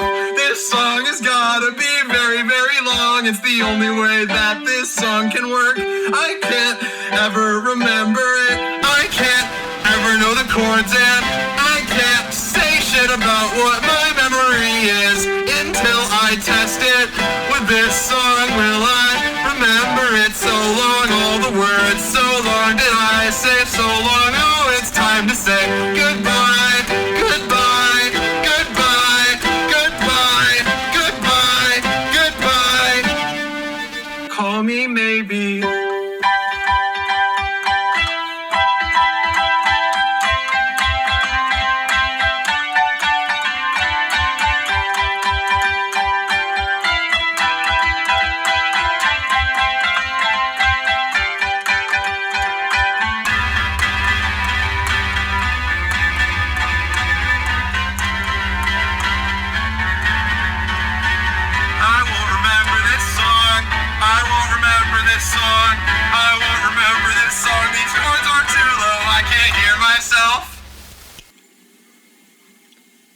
Just another way to help forget the song. I hope no one ever sings along, because this is the world's most forgettable song. It's the one that I don't want you to remember. It's the only one I don't want you to remember. Can you handle that? Do you think you could handle that? Could you forget this song for me? Just don't ever listen again if that's what it takes to forget. Or you could drink a lot, I just don't care what you do as long as you don't remember this song. I'll make it as long as I have to know that I made it long enough. It's nice when it's long enough. D sharp.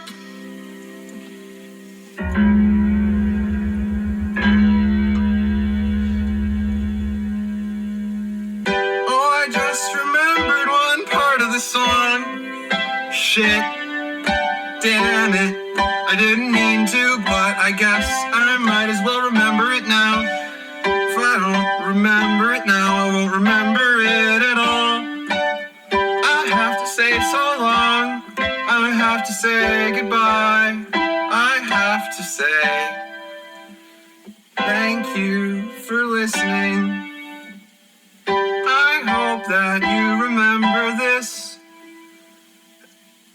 episode, but not this song. I hope that you remember that Carly Rae Jepsen's Little Shop of Horrors is the best song in the whole damn world.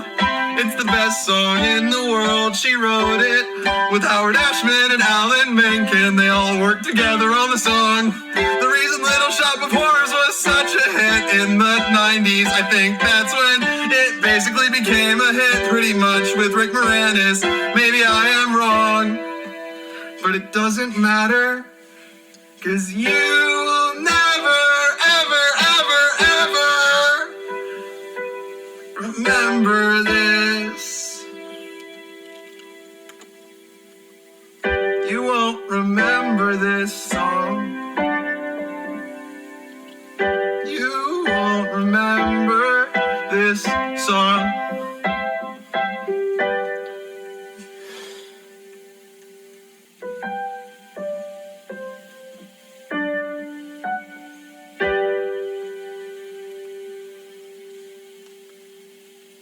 I'm sure you, at this point, could not possibly remember all of the lyrics.